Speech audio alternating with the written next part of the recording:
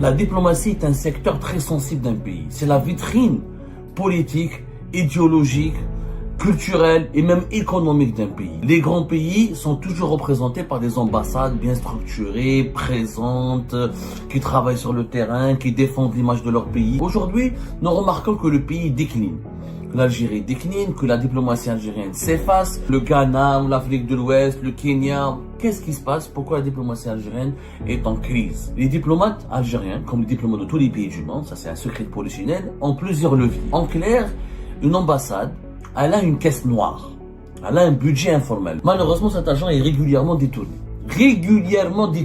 Pour acheter une voiture pour leurs enfants, pour inscrire leurs enfants à l'université. Certains consuls et certains ambassadeurs utilisent cet argent et le convertissent en dinars pour construire des maisons chez eux en Algérie. Quand on compare avec les Marocains, regardez les Marocains ce qu'ils font par exemple avec l'argent, avec les ambassadeurs et les diplomates marocains. Ils donnent des dîners, ils draguent ici en France, tous les Français d'origine marocaine sont dragués par leur ambassade, ils remettent des cadeaux, ils ont des prises en charge. Le système marocain essaie de gagner les faveurs de toutes les élites étrangères et des élites d'origine marocaine qui travaillent dans ce pays d'accueil.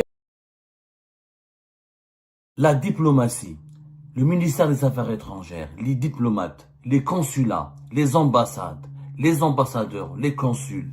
La diplomatie est un secteur très sensible d'un pays. C'est la vitrine politique, idéologique, culturelle et même économique d'un pays. Quand on veut prendre une idée, quand on cherche à avoir une idée d'un pays, généralement, on se dirige vers son ambassade, ou le comportement des agents de l'ambassade d'un pays, ou la gestion de l'ambassade d'un pays, permet au moins d'évaluer le niveau de développement, le niveau de grandeur, le niveau du sérieux, le niveau de rigueur, ou le niveau de bonne gouvernance d'un pays.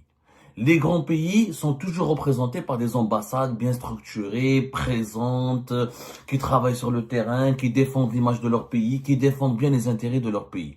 Les pays en crise, déstructurés, sous-développés, vous allez voir que leurs diplomates ou leurs ambassades à l'étranger sont souvent des lieux d'affaires, de scandales ou des comportements immoraux, des comportements qui manquent à l'éthique et des comportements individualistes et égoïstes sont malheureusement la caractéristique majeure. La diplomatie algérienne, on en parle très peu. On en parle très peu. Ce qui se passe au sein de la diplomatie algérienne, le malaise, le mode de vie des fonctionnaires, les diplomates, leur mode de travail, leurs activités, on en parle très peu. Algérie part à essayer à maintes reprises de briser le tabou pour exiger à la diplomatie algérienne, qui était, je rappelle, la diplomatie algérienne, l'un des fers de lance de la gloire du pays. Juste après l'indépendance du pays, quand l'Algérie bénéficie d'un prestige sur la scène internationale, durant les années 60, années 70 jusqu'aux années 80, jusqu'au début de la décennie noire, durant 3 décennies, depuis l'indépendance du pays jusqu'à la fin des années 80, l'Algérie bénéficie d'une aura internationale, d'une certaine influence. Elle était considérée comme l'un des leaders de la rive sud de la planète, l'un des leaders des pays du tiers-monde, le pays du panafricanisme, le pays du pana-arabisme, le pays des luttes des peuples opprimés contre les colonisateurs. Cette belle image qu'on avait à l'étranger, elle était héritée, ou elle s'expliquait, ou elle était justifiée par l'intense activité de notre diplomatie. Abdelaziz Bouteflika était connu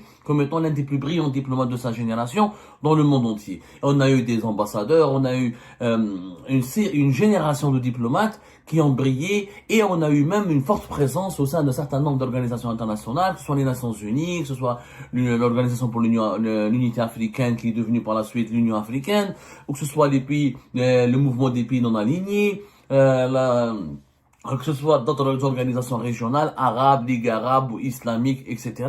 Nous étions très présents dans ces organisations internationales. Aujourd'hui, nous remarquons que le pays décline.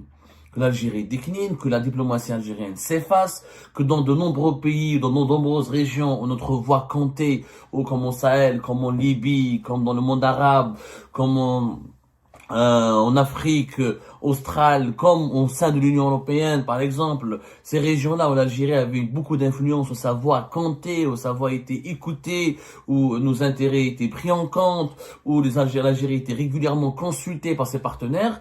Dans ces régions-là, l'Algérie s'efface, elle s'élimine, elle se retire au détriment de nouveaux acteurs, le Qatar, la Turquie, les Émirats Arabes Unis, des pays africains ou des concurrents directs comme le Maroc, comme le Rwanda, des pays comme le Ghana, ou l'Afrique de l'Ouest, le Kenya. Qu'est-ce qui se passe? Pourquoi la diplomatie algérienne est en crise? D'abord, il faut savoir, nous allons briser aujourd'hui un gros tabou. Je pense que l'un des mots, le mal premier de la diplomatie algérienne, et l'un des mots fondamentaux qui expliquent tous les problèmes actuels de la diplomatie algérienne, c'est la prise en otage de l'appareil diplomatique par une clique de fonctionnaires et de dirigeants qui ont privatisé la fonction diplomatique et qui utilisent leurs privilèges, leur salaire, leur position au sein de l'appareil diplomatique algérien et au sein du ministère algérien des Affaires étrangères pour de l'enrichissement personnel, pour entretenir un train de vie de prince, pour enrichir leur famille, pour trouver pour fournir des conditions de vie extrêmement confortables à des membres de leur famille, tout en oubliant et en négligeant leur travail et leur engagement pour l'intérêt général et pour la défense des intérêts suprêmes de l'État.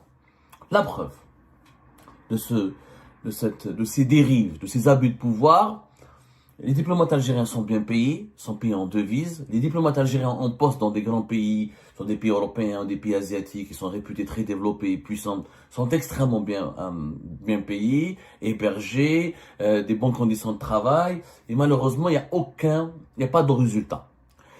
Qu'est-ce qu'on attend de la part d'un diplomate?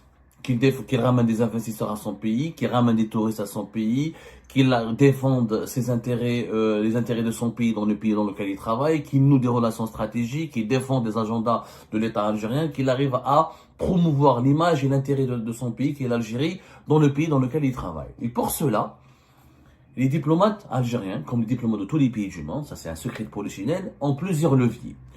Il y a les leviers formels, il y a les leviers informels. Les leviers informels, c'est quoi? C'est que les diplomates algériens, comme les diplomates de beaucoup de pays à travers le monde, qui aspirent à occuper une place importante sur la scène internationale et dans l'arène des grandes nations, les diplomates ont ce qu'on appelle, ils sont appelés à faire du lobbying, ou l'action diplomatique secrète et clandestine, ou à entretenir des réseaux de connaissances et de sources et des réseaux d'alliances et d'alliés et d'amitié pour influencer les décideurs ou influencer les acteurs les plus importants du pays dans lequel ils travaillent, dans lequel ils représentent leur pays d'origine. En clair, une ambassade, elle a une caisse noire. Elle a un budget informel.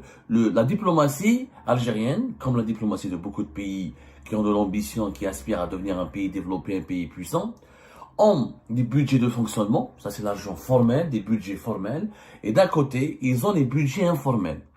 Des budgets informels qu'on les appelle des caisses noires, ou des budgets de financement d'actions diplomatiques secrètes ou discrètes. Qu'est-ce que c'est que l'action diplomatique secrète ou discrète? C'est, par exemple, un consul, un ambassadeur, il doit inviter des chefs d'entreprise du pays dans lequel il travaille, doit inviter les présidents de partis politiques, les députés, les sénateurs du pays dans lequel il travaille, les personnalités qui comptent, les universitaires, les écrivains, la classe, la nomenclatura du pays dans lequel il représente l'Algérie, pour nouer des relations, pour obtenir des informations, pour défendre, pour plaider la cause de l'Algérie dans tel ou tel dossier, pour promouvoir la vision de l'Algérie auprès des décideurs de ce pays, sur une question de relations bilatérales, sur une question de coopération ou d'intérêt général, ou sur une question de géopolitique internationale dans laquelle l'Algérie a des intérêts importants. En clair, il y a une caisse noire de l'argent qui n'est pas comptabilisée comme étant dans le même budget des salaires et de budget de fonctionnement du ministère algérien des Affaires étrangères. Et pour chaque ambassade, pour chaque consulat, notamment dans les pays importants, ils ont une caisse noire qui est budgétisée, où les ambassadeurs et les consuls utilisent cet argent pour des actions diplomatiques, pour des actions de lobbying, discrètes et secrètes. C'est-à-dire un ambassadeur, il invite des journalistes, il invite des chefs d'entreprise, il doit aller se déplacer d'une région à une autre, il essaie de rencontrer des politiciens, mais de façon discrète. Ça, il y a des activités protocolaires avec les autorités qui sont déclarées, et les activités non déclarées, c'est pas de l'espionnage. Un ambassadeur ne fait pas l'espionnage. Un ambassadeur fait du lobbying. Du lobbying, c'est-à-dire il rencontre d'autres représentants, ou des représentants officieux, ou des représentants officiels dans un cadre privé, personnel. Il y a le cadre protocolaire réglementé, il y a le cadre privé personnel. Un diplomate participe à des soirées, il organise des soirées, il fait des dîners chez lui, des dîners dehors, il sort, il prospecte, il essaie de rencontrer des associations, des entreprises, et il peut rencontrer les membres de la diaspora algérienne. Peut-être qu'il y a un Algérien qui est malade, qui a besoin d'aide, un Algérien qui a un cerveau, un Algérien bien placé dans une administration, dans une société, ou dans une entité étatique importante dans un pays étranger. Il faut le rencontrer, il faut l'écouter, prendre son expérience. Tout ça, c'est de l'action, c'est du lobbying diplomatique discret et secret qui doit être fait, qui doit être financé. Et le ministère algérien des Affaires étrangères, il a des budgets pour cela. Selon nos investigations, ces budgets s'élèvent à entre 15 000 et 25 000 euros par an pour les consuls et 20 000 à 24 000 euros pour les consuls généraux. Les consuls généraux et les consuls, c'est 15 000, 25 000, pardonnez-moi, et les ambassadeurs, 20 000 à 40 000 euros par an. C'est selon les pays. Il y a une action diplomatique secrète et il y a du lobbying. L'Algérie fait du lobbying diplomatique normalement intense et du lobbying diplomatique engagé, c'est-à-dire de manière sérieuse et disciplinée, normalement dans 50 pays. Il y a une cinquantaine de pays. L'Algérie a des relations diplomatiques avec plus de 96 pays. Parce que ça change d'une année à une autre. Il y a des pays avec lesquels on n'avait pas d'ambassade, on fait des relations diplomatiques. On est entre 96 et 100 pays. Mais il y a une cinquantaine de pays qui sont stratégiques. Les pays européens, les pays développés, certains pays africains, certains pays du Maghreb, certains pays du monde arabe, certains pays de l'Amérique du Nord, certains pays de l'Amérique du Sud. Il y a des pays qui sont jugés importants. Importants par rapport à quoi? Ou ce sont des puissances universelles et régionales, ou c'est des pays avec lesquels l'Algérie a beaucoup d'intérêts économiques, ils sont clients fournisseurs de l'Algérie, ou c'est des pays qui abritent une communauté algérienne importante, ou c'est des pays avec lesquels il y a des relations historiques avec l'Algérie. L'Algérie, par exemple, n'a pas beaucoup d'intérêts économiques avec Cuba et Venezuela, mais ce sont des pays amis historiques depuis l'indépendance du pays. Par exemple, ils partagent les mêmes visions idéologiques et les mêmes agendas diplomatiques. Par exemple, il y a des pays avec lesquels, par exemple, qui sont le Vietnam.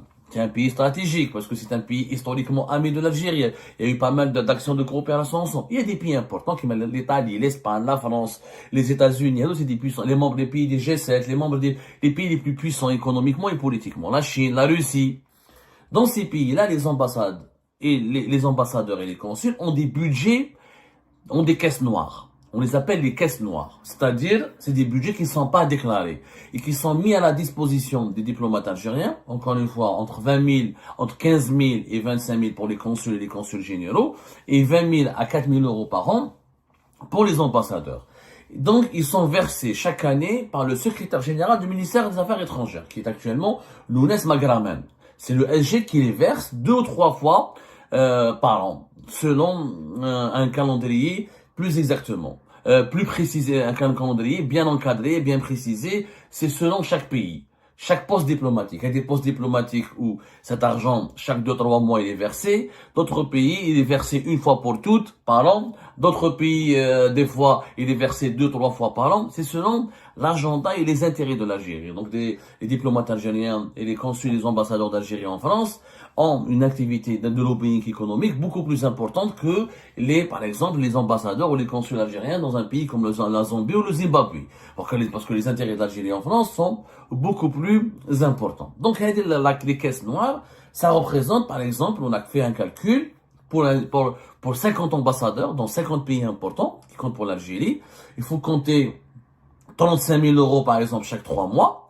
Ça nous fait 1 700 000, plus les consuls, ça nous fait pratiquement 500 000 euros. Donc, ça nous fait un budget de 2 à 3 millions d'euros par an. C'est quand même pas n'importe quoi.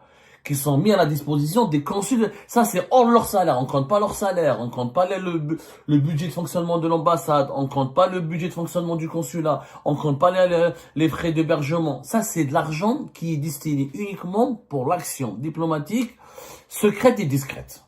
Encore une fois, organiser des dîners, inviter des gens dans des restaurants, faire des soirées, offrir des cadeaux à des élites, à des dirigeants, à des ressortissants étrangers, prendre en charge ou prendre soin d'un Algérien important ou d'un membre important de la communauté algérienne dans le pays d'accueil.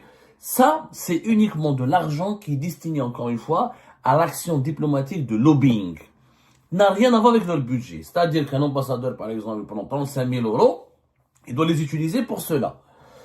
Ça, si un consul prend 25 000 euros, il doit les utiliser que pour cela.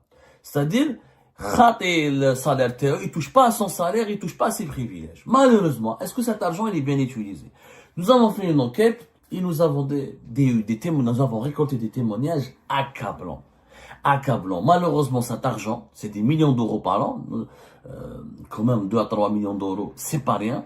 Ça aurait pu, au lieu d'être utilisé pour défendre les intérêts de l'Algérie et servir et faire du lobbying vraiment pour défendre les intérêts suprêmes de l'Algérie et pour améliorer l'image et l'influence de l'Algérie dans cette cinquantaine de pays avec lesquels l'Algérie a des relations importantes, malheureusement cet argent est régulièrement détourné. Régulièrement détourné. Alors, vous avez des ambassadeurs qui puisent dans cette caisse noire pour aller pour entretenir les membres de leur famille, pour acheter une voiture pour leurs enfants, pour inscrire leurs enfants à l'université, pour offrir des cadeaux à leurs femmes ou à leur famille, alors qu'ils ont leur propre salaire. Ils touchent pas leur salaire, mais ils utilisent cet argent des caisses noires, du lobbying, de l'action diplomatique, du lobbying secret et discret pour leurs propres besoins personnels.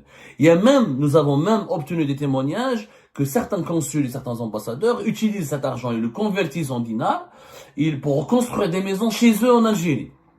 C'est-à-dire, oui, il est en poste à Berlin, ou à Moscou, ou à Washington, ou à Montréal, ou à Pékin, ou je sais pas quoi, mais au lieu de faire du lobbying, l'argent du lobbying, il l'utilise, il détourne cet argent du lobbying, il fait croire à son ministère qu'il fait du lobbying, qu'il a rencontré tel ou tel interlocuteur chinois ou tel interlocuteur américain. En réalité, Madelwelou, il utilise cet argent il convertit, il renvoie cet argent en Algérie pour construire une maison, pour acheter un appartement. Il n'y a aucun suivi rigoureux de cet argent. D'ailleurs, je défie les services de sécurité d'enclencher une enquête et je défie l'inspection générale du ministère des Affaires étrangères et je défie le ministre des Affaires étrangères de nous donner un bilan, de nous rendre des comptes, de nous faire des comptes rendus précis sur l'utilisation de ces budgets. Combien d'actions de lobbying ont été menées par les ambassadeurs et les consuls dans la cinquantaine de pays importants, jugés importants pour l'Algérie, et qu'est-ce qui s'est passé après ce lobbying? Quand on compare avec les Marocains, regardez les Marocains ce qu'ils font, par exemple, avec l'argent, avec les ambassadeurs et les diplomates marocains. Ils donnent des dîners, ils draguent par exemple ici en France, tous les Français d'origine marocaine sont dragués par leur ambassade, ils djibourent, ils donnent des cadeaux, ils ardoront des prises en charge, ils essaient de les séduire. Le système marocain essaie de gagner les faveurs de toutes les élites étrangères et des élites d'origine marocaine qui travaillent dans ce pays d'accueil afin de faire du lobbying et d'asseoir une certaine emprise, une certaine influence sur ce partenaire avec lequel il a des relations diplomatiques importantes. Dans l'Algérie, je vous les diplomates algériens, les diplomates algériens, on les voit uniquement pour la fête de l'indépendance, ou pour quelques journées nationales, ou là pour les opérations de vote, ou pour quelques opérations de sensibilisation pour les papiers et les services consulaires. Aucune action de lobbying. Très peu. Heureusement, il ne faut pas généraliser, il y a quelques consuls, il y a quelques ambassadeurs qui sont intègres, qui sont sérieux, qui sont de bonne foi et qui utilisent cet argent du lobbying pour obtenir quelques résultats. Avec des journalistes, des chefs d'entreprise, ils essayent de défendre les options diplomatiques de leur pays dans les réseaux parallèles, en rencontrant des parlementaires, des sénateurs, en faisant des cadeaux à des parlementaires, à des sénateurs. Il y en a qui le font, mais malheureusement, le constat s'impose. Nous avons consulté de nombreuses sources. La majorité de nos ambassadeurs, de nos consuls et de nos consuls utilisent ces milliers d'euros qui leur sont fournis pratiquement chaque trimestre. Attention, il y a des pays où je répète, on n'a pas une évaluation précise de cet argent. On peut l'estimer par an à une dizaine de millions d'euros facilement. Pourquoi? Parce qu'il y a des pays où les ambassadeurs prennent 35 000 euros par an, 40 000 euros par an. Il y a des pays importants où les ambassadeurs prennent 30 000 à 40 000 euros chaque trimestre. Comme les consuls, il y a des pays où des consuls prennent pour le lobbying 25 000 euros par an et des pays où les consuls prennent 30 000 à 20 000 euros chaque trimestre.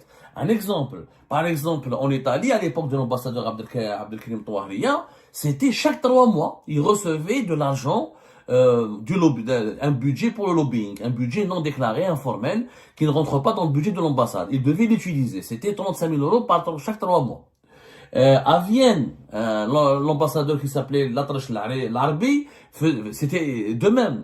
L'Italie, Vienne, Budapest, Hader Talbi, le consul général d'Algérie à Genève, Belhassan Reda, le consul général d'Algérie à Naples, en Italie, Shawqi Chemmam, le consul général d'Algérie à Rome, Mohamed Khalifi, Ben Jema'a qui travaille auprès des Nations Unies à New York, pour Kadoum, l'ambassadeur d'Algérie à Washington, à Barcelone, Paris et Lisbonne, par exemple, les ambassadeurs reçoivent chaque 3 mois entre 35 000 et 40 000 euros. Souvent en espèces. C'est de l'argent des fois qui circule, qui est transmis depuis Alger vers ces pays-là avec des valises diplomatiques, ou ce sont des virements qui sont effectués sur des comptes bancaires et les ambassadeurs d'Algérie, les ambassadeurs les retirent et les utilisent en espèces. Pourquoi? Parce qu'ils ne doivent pas laisser des traces. Voilà, quand tu dois donner de l'argent, par exemple, quand tu veux faire un cadeau, etc., tu veux acheter une belle montre pour un déploiement, pour un parlementaire, pour un sénateur, tu veux faire une grande soirée, tu veux faire un grand dîner. Généralement, ils utilisent les espèces pour ne pas laisser des traces. Parce que ça doit être du lobbying discret. Parce qu'il ne faut pas que les autorités du pays d'accueil découvrent que tu es en train de charmer, de draguer, de séduire des décideurs ou des personnes importantes du pays. Et tout le monde le fait, hein. Sauf que malheureusement, ces ambassadeurs algériens, ces diplomates algériens, donc ces milliers d'euros sont détournés.